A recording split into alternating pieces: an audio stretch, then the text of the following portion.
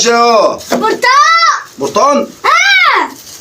وانت لو قلت لها برتقال هلاقي بطاري. هتلاقوا شابوك. ولو حد قال لي في البيت برتقال هلاقي بطاري. هتلاقوا شابوك بطوري ايه؟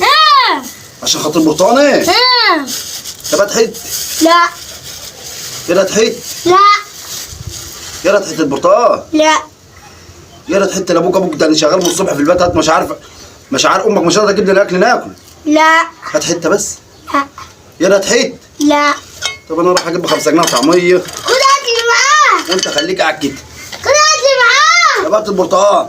لا. راح اجيب طعميه. اهو